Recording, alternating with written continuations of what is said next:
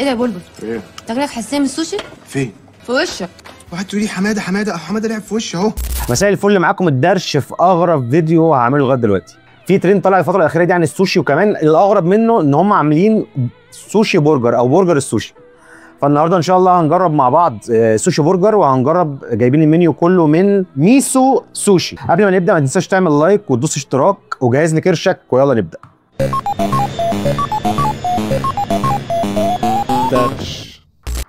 احنا جبنا المنيو كله من عند ميسو سوشي. بصراحه الباكنج بتاعه شكله تحفه، انا هوريكم كل حاجه دلوقتي.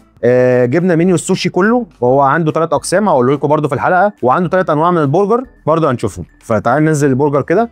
طيب هو جايب العلبه الكبيره وعلبتين صغيرين والعصايه وترياكي ومايونيز سبايسي. عايز اقول لكم ان انا اول مره اجرب السوشي، والموضوع يعني بالنسبه لي عايز اجرب اشوف الطعم عامل ازاي، طعمه حلو وحش، خصوصا ان معروف ان السوشي ده اكله الناس اللي معاها فلوس. فيعتبر كمان المطعم ده هو ارخص مطعم بيعمل سوشي. يعني هقول لكم برضو اسعار كل قطعه، هي القطعه بتروح من 12 15 جنيه لغايه 19 جنيه. تعالوا نحطهم على جنب ونبدا باول حاجه وهي الاوروماكي.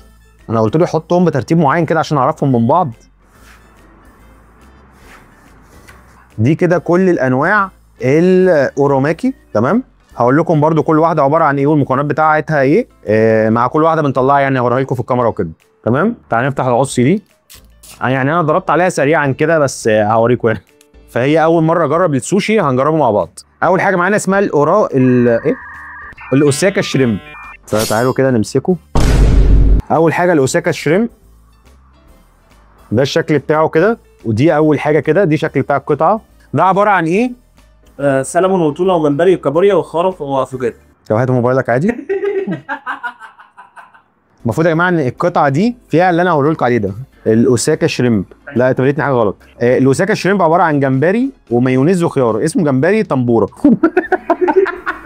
جمبري تنبوره، يعني ممكن تصححوا لي النطق يعني. والرز عادي فيه شويه سمسم او حبه البركه صغيرين كده. يلا نجرب.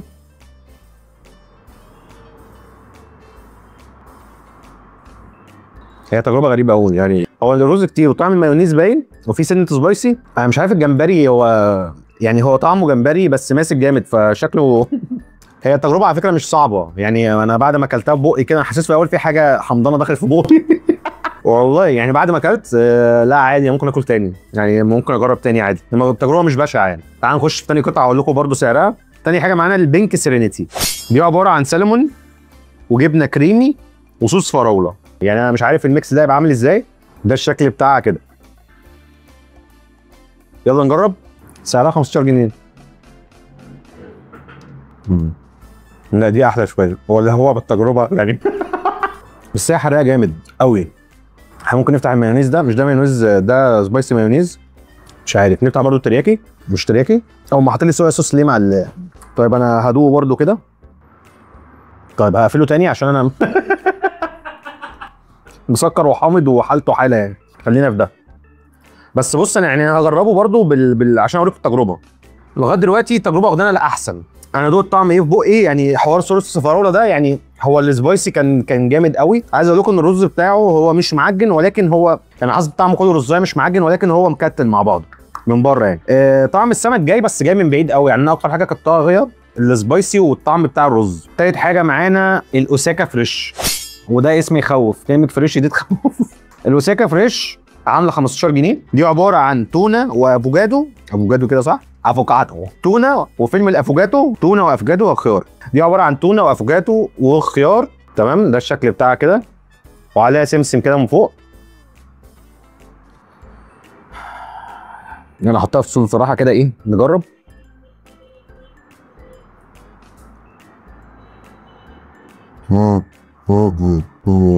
التجربه تتحسن. مش عارف هل انا عشان اخدت على كده ولا ايه، بس التجربه تحسن بصراحه. حلوه جدا. طعم التونه باين. طعم التونه حلو قوي، والخيار ما حسيتش بيه كويس يعني، ما حسيتش بيه جامد يعني. ولكن والله التجربه لا حلوه. الواحد ممكن يتغدى الكلام ده.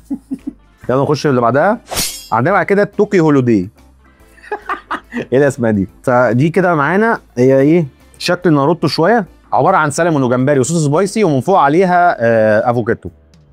ده الشكل بتاعها كده يعني. هو انت ممكن تطلبها منهم لو مش اكيل يعني زي حالتي كده، ولكن شكلهم حلو. يعني تحس ان هم عاملينها بالرز بتاع القعر بتاع الحله، مش مقلي حتى، لا ما عجبتنيش وناشفه كده، والطعم الغريب كله عليها رز، يعني مش حاسس بطعم حاجه غير الرز. بعد كده معانا الاومي برامودا، هي بقى دي ايه؟ عليها طبقه بريدنج كده ورايكو، دي عباره عن جمبري ومايونيز وعليها طبقه مرمشه من بره وهي محمرينها من بره. يلا قبل ما تقع من هنا سابع بس عايز احطها في الصوص دي بقى. يعني عايز اقول لكم ان انا اتعلمت مسكه العصايه دي قبل الحلقه، مثلا قبل الفيديو بربع ساعه مثلا. هي مش صعبه بس عشان التصوير مع الوقت وكده بتوجع الايد. نغطسها كده في الصوص.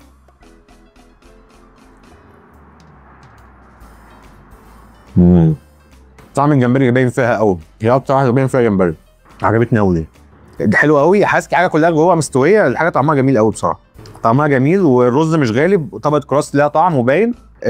مش الصوص مودي الطعم بقى في حته ثانيه، لان هو معظمهم ما عندهمش صوص، فالصوص بيظبط التيست بتاعهم جامد قوي. بعد كده معانا الاومي شريمب، كبيره قوي الاومي شريمب دي، عباره عن طبقه برضو من بره مقليه وجمبري وافوكادو، يعني هي اكبر قطعه لغايه دلوقتي. نغطسها كده، والله مش بطلع ماسكه العصي دي بس مع الوقت. طب ما هو السوشي حلو اهو، يعني دي مش يعني التجربه دي مش معممه، دي السوشي ما ينزلش مع التموين. والله بصوا لغايه دلوقتي ما فيش حاجه جت اللي هي تقفلك ما تاكلهاش، بس اصعب واحد بالنسبه لي كان الاوساكا شريمب اللي هو اول واحد جربته، بس من بعده بدات احس بطعم الكابوريا، طعم الجمبري، طعم السلمون، لا الحاجه طعمها افضل، كل ما بتجرب الحاجه تبقى طعمها احلى. بعد كده هنخش معانا في النينجا كرانش. النينجا كرانش ده عباره عن ايه؟ جمبري تنبوره، حد يعدل لنا كلمه تنبوره دي، اكد لنا اسمها ده نطقها صح ولا لا، وبيقول لك قطع بطاطس مقرمشه لا الدنيا صعبه، وعليها صوص سبايسي. بصوا ده شكلها كده قبل ما تتعجن، وصوص سبايسي. يلا نجرب. ايه ده؟ يحيى طعمها قريب قوي للدوريتوس، مش عارف ليه بس هي طعمها قريب قوي للدوريتوس، طعمها حلو قوي. اسمها نينجا كرانش، حلوه حلوه حلوه بغباء، يعني حلوه جدا. انت عارف لو قدامي رولين منها هاكل نينجا كرانش، دي عجبتني قوي. فانا اقول لكم برضه عشان لو حابين تجربوا اكتر حاجات عجبتني، فالنينجا كرانش دي بصراحه عالميه. واللي علق معايا برضه الاوما شريمب. طيب بعد كده معانا ايه؟ معانا ساكورا رول. ماشي. الساكورا رول عباره عن كابوريا وجبنه كريمي وخيار، وزي ما احنا شايفين كده الرز وحبه البركه ماشي، نحط عليها صوص كده شكلها ناشف خالص. والله تجربه السوشي لغايه دلوقتي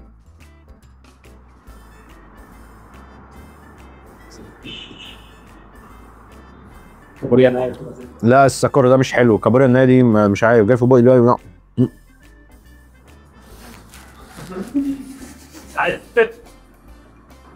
ابلع ابلع ابلع ابلع، اول ما تطلعها هتتبسط منها.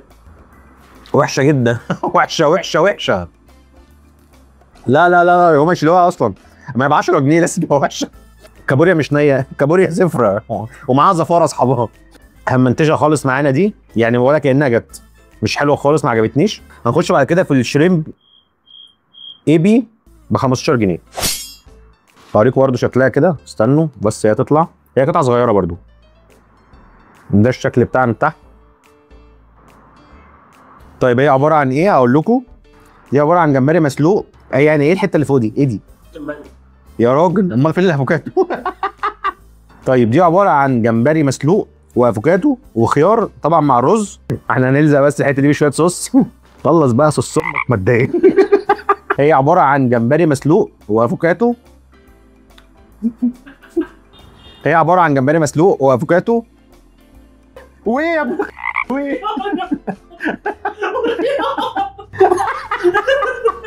2000 years later. هي عباره عن جمبري مسلوق وافوكادو وخيار. قطعه رخمه قوي، مش عايز تشاري. طعمها مش حلو. الرز بس اهو طعمها مش حلو. تخيل قاعد بتحايل في حته سلمون، يعني في ايه يا جماعه؟ طعمها طعم اول واحده مش عجباني، فيها طعم حاجه حامضه كده. بعد كده معانا الساموراي فليم، ده عباره عن تونه وطبقه مقرمشه وافوكادو وعليها سبايسي مايونيز. ده الشكل بتاعها كده واحنا مؤدبين. يلا قبل ما تقع نزود عليها سبايسي بس عايز اقول الصوص ده ماشي معاه قوي مع السوشي يعني. طعمها جميل والله. اكتر حاجه طعمها حلو باين فيها الجمبري. انا عايز لكم من حلاوه الصوص ده انا خلصت. ده لذيذ. ده اسمه ايه؟ ساموراي كريم. حلو قوي ده. طعم التونه جميل وظاهر. الحاجه طعمها حلو قوي بصراحه. بعد كده معانا الشريمب فليم، هي نفس المكونات بالظبط ولكن جمبري مكان التونه.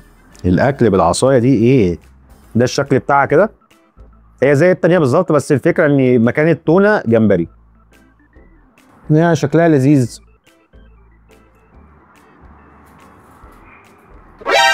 ايه دي شريمب فليم؟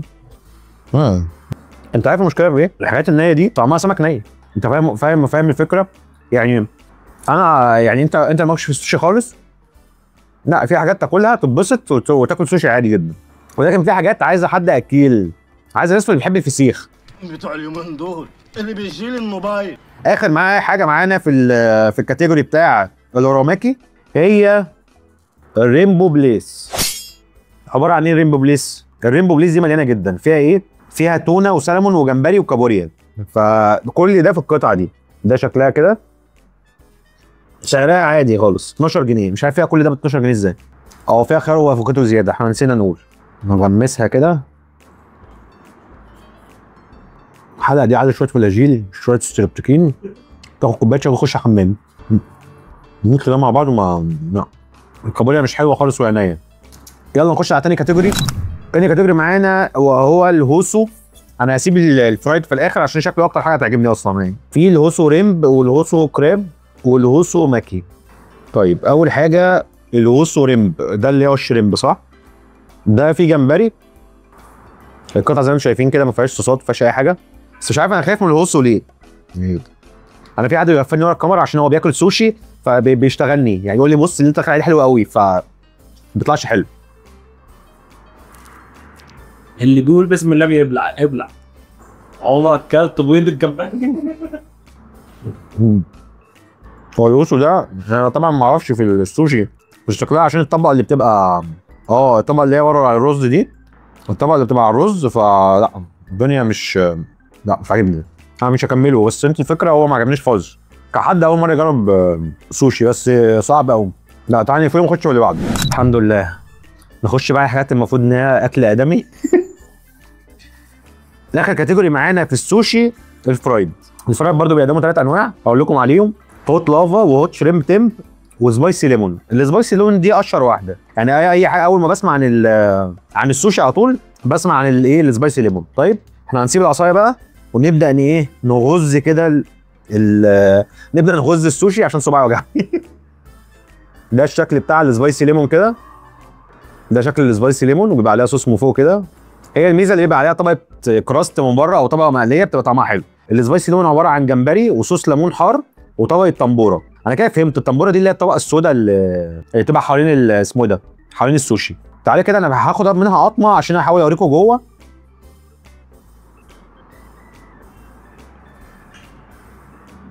ده الشكل بتاعها كده. لا بصراحه الدنيا اهدى كتير يعني. ما بصراحه حلو قوي. الفرايد ده جامد قوي يا جماعه. يعني الفرايد ده طيب هو عموما مش كل انواع السوشي تنفع لكل الناس، ده غير طبعا غير لو عندك حساسيه دي موضوع تاني خالص. ولكن اللي ممكن ياكل السوشي ده، يعني عارفين انتوا الناس اللي زمان بيحبوا ام الخلول ويقفوا قدام المدرسه يشتروها، بيحبوا ياكلوا فسيخ، بيحبوا الموالح، بيحبوا الفسيخ بالذات. الحاجات دي بتبقى طعم السمك فيها جامد قوي وبيبقى طالع على باقي طعم الاكل، فبالتالي هم يستمتعوا جدا بالسوشي بالنسبه لهم، لانه على الاقل هو حاجه مش لسه بقى يفصص ولا يطلع، لا ده هو على طول ياكلها. بالنسبه للفرايد انا شايف ان الفرايد لا ممكن اي حد ياكل الفرايد، طعمه حلو ومقبول جدا ومستصاغ في البق، مش هتحس ان انت بتاكل حاجه غريبه. وبرده في البوكس اللي فات قبل ما ننسى في الاوروماكي انا عجبني فيهم النينجا كرانش كان حلو جدا، وعجبني الشريمب فليم. الاثنين دول كانوا تحفه بصراحه. فانت لو هتطلب منهم وما مالكش السوشي او عايز لسه تبدا تجرب، ممكن تجيب الاثنين دول مع الفرايد. يعني الفرايد عندهم هم 3 انواع زي ما قلت لك، الهوت لافا والهوت شريمب تيمب والسبايسي ليمون. فاحنا بدانا بالسبايسي ليمون، خلينا نخش في الهوت شريمب تيمب. هي عباره عن جمبري وصوص سبايسي ومن فوق كده حاطين حاجه زي الدوريتوس. يلا ندوق. وفي جبنه من فوق برضه. الميكس اللي اتعمل فيها حلو قوي بسرعه. طعم الجمبري باين، مفيش زفاره، طعمه لذيذ، الرز جميل، طبقه الكراست برضه طعمها جميل قوي، طعمها خطير بصراحه. اخر حاجه معانا اللي هي لافا، هي نفس الفكره بالظبط ولكن مكان الشريمب، مكان يعني الجمبري كابوريا.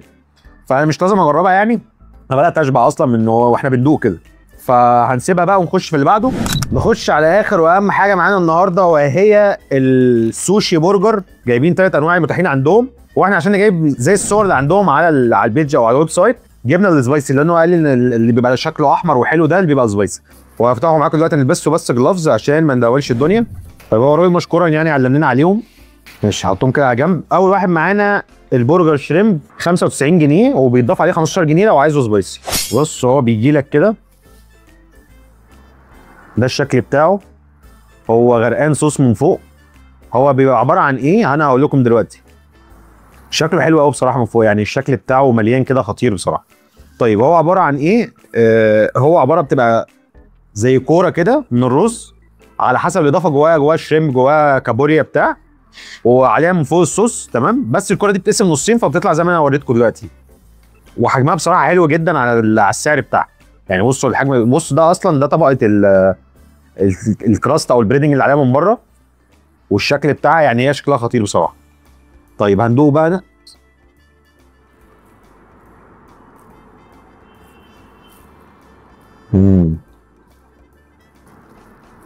لا فكره لذيذه بصراحه.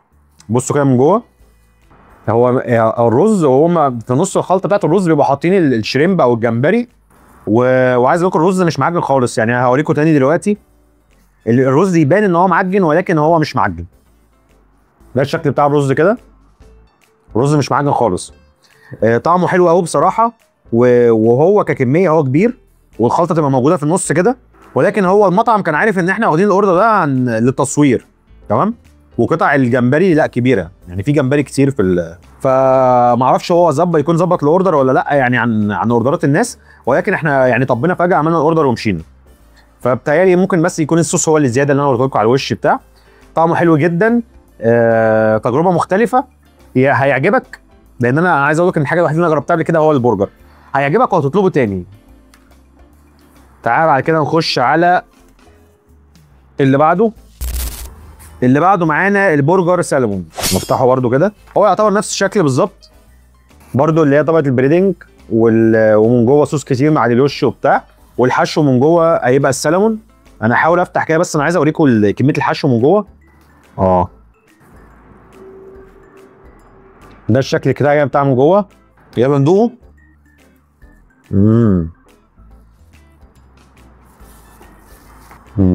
لا مختلف عن اللي قبله كتير.